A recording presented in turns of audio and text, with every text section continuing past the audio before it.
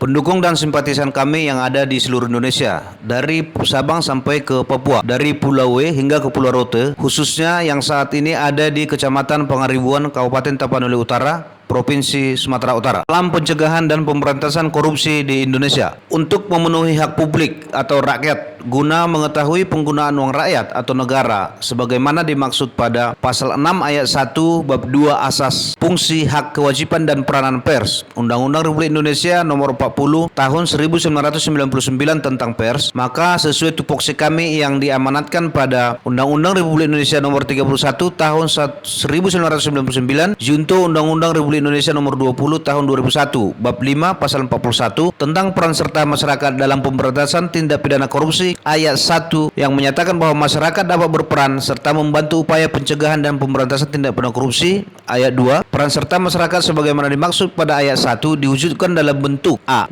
Hak mencari, memperoleh dan memberikan informasi adanya dugaan terjadinya tindak pidana korupsi. Maka LI Tipikor NHICW telah melaksanakan investigasi dengan melakukan analisa data terhadap realisasi dana BOS tahap 2 dan 3 tahun anggaran 2020 dan tahun 2021 sampai tahap 1 tahun 2023 yang diterima oleh SMP Negeri 5 Pangaribuan dengan uraian sebagai berikut. 1. Pada tahap 2 tahun anggaran 2020, tanggal pencairan dilakukan pada tanggal 16 Juni tahun 2020. Sekolah ini menerima bantuan dana BOS sebesar Rp79.200.000 dengan jumlah siswa penerima sebanyak 180 orang siswa. Hingga saat ini, kepala sekolah ini belum melaporkan penggunaan sejumlah dana BOS tersebut di atas sebagaimana yang dipersyaratkan pada Juknis penggunaan dana BOS tahun anggaran 2020. 2. Pada tahap 3 tahun anggaran 2020, tanggal pencairan 1 Oktober tahun 2020, sekolah ini menerima bantuan dana BOS sebesar Rp58.410.000 dengan jumlah siswa penerimanya sebanyak 177 orang siswa. Hingga saat ini, kepala sekolah ini juga belum melaporkan penggunaan sejumlah dana BOS tersebut di atas sebagaimana yang dipersyaratkan pada Juknis penggunaan dana BOS tahun anggaran 2020. Ketiga, pada tahap 1 tahun anggaran 2021 yang pencairannya dilakukan pada tanggal 8 Maret 2021, sekolah ini kembali menerima bantuan dana BOS sebesar Rp61.596.000 dengan jumlah siswa penerima sebanyak 177 orang siswa. Keterangannya, hingga saat ini kepala sekolah ini juga belum melaporkan penggunaan sejumlah dana BOS tersebut di atas sebagaimana yang dipersyaratkan pada Juknis penggunaan dana BOS tahun anggaran 2021. Keempat, pada tahap 2 tahun anggaran 2021 yang tanggal pencairannya dilakukan pada tanggal 31 Mei 2021, sekolah ini juga menerima bantuan dana BOS sebesar Rp82.128.000 dengan jumlah siswa penerima sebanyak 177 orang siswa. Hingga saat ini, kepala sekolah ini juga belum melaporkan penggunaan sejumlah dana BOS tersebut di atas sebagaimana yang dipersyaratkan pada Juknis penggunaan dana BOS tahun 2021. Pada tahap 3 tahun anggaran 2021, tanggal pencairan tanggal 8 November 2021, sekolah ini menerima bantuan dana BOS sebesar Rp58.116.000 dengan jumlah siswa penerima 167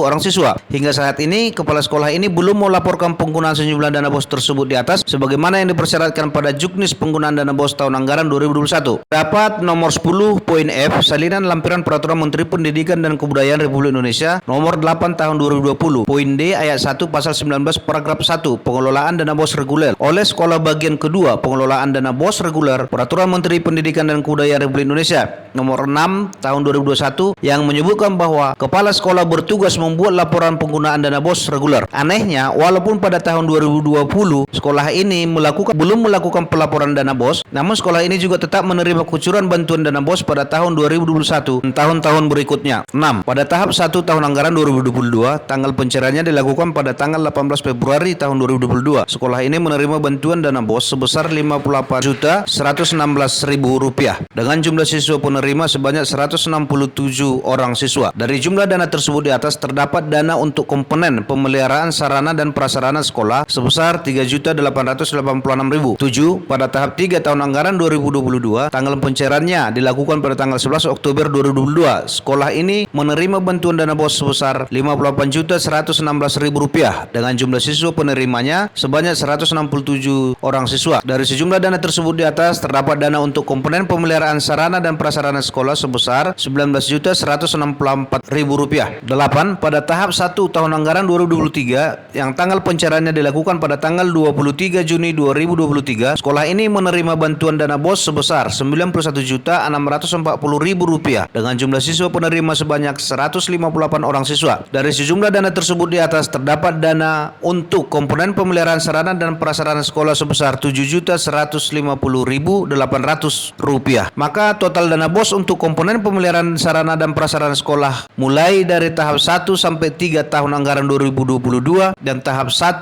tahun anggaran 2023 adalah sebesar Rp30.200.800. Huruf A sampai F nomor 1 poin H nomor 1 rincian komponen penggunaan dana BOS reguler. B rincian dan teknologi Republik Indonesia. Dana BOS lain lampiran 1 Peraturan Menteri Pendidikan Kebudayaan Riset dan Teknologi Republik Indonesia nomor 2 tahun 2022 tentang petunjuk teknis pengelolaan bantuan dana BOS, penyelenggaraan pendidikan anak usia dini, bantuan operasional sekolah dan bantuan operasional penyelenggaraan pendidikan kesetaraan, rincian komponen penggunaan dana bantuan operasional penyelenggaraan pendidikan anak usia dini, bantuan operasional sekolah, bantuan operasional penyelenggaraan pendidikan kesetaraan yang menyebutkan bahwa pemeliharaan sarana dan prasarana sekolah yang meliputi pembiayaan untuk perbaikan kerusakan ringan, komponen non-struktural bangunan sekolah seperti penutup atap, penutup plafon, kelistrikan, pintu jendela dan aksesoris lainnya, pengecatan dan atau penutup lantai. Namun berdasarkan investigasi yang telah kami lakukan pada hari Selasa tanggal 10 Oktober 2023, kami menemukan kondisi fisik bangunan SMP Negeri 5 Pangaribuan ini sangat memprihatinkan karena tidak terurus dan tidak terawat. Ditemukan banyak atap dan plafon yang rusak dan dibiarkan membusuk, lantai keramik gedung yang pecah, pintu ruang kelas yang rusak dan diperbaiki menggunakan material kayu bulat berukuran kecil sehingga mirip pintu kandang hewan, cat gedung yang kumuh dan keriting karena sudah lama tidak pernah dicat, serta kaca jendela yang pecah tapi tidak diganti, hanya ditempelkan menggunakan kayu kecil saja. Kondisi bangunan gedung sekolah seperti ini tentu dapat mengganggu kenyamanan siswa dan guru yang melaksanakan aktivitas belajar dan mengajar di sekolah ini setiap harinya. Berdasarkan uraian tersebut di atas, maka saat ini kami menduga bahwa penggunaan dana BOS di sekolah ini tidak sesuai terhadap juknis penggunaan dana BOS. Hal itu terjadi karena adanya pembiaran dari oknum dari pihak pengawas penggunaan dana BOS sebagaimana yang ditetapkan dalam juknis dana BOS. Dugaan tersebut di atas telah kami konfirmasi secara tertulis kepada Kepala Sekolah dan Kepala Dinas Pendidikan Tapanuli Utara. Namun hingga pers rilis ini kami perbuat, kami tidak mendapatkan jawaban dan penjelasan. Dengan demikian, dugaan-dugaan tersebut di atas kami anggap benar telah terjadi. Menurut kami, perbuatan oknum-oknum tersebut di atas merupakan perbuatan melawan hukum atau on rank mistake death atau tort dan tindak pidana korupsi berupa penggelapan dalam jabatan sebagaimana dimaksud pada pasal 8 Undang-Undang Republik Indonesia nomor 20 tahun 2001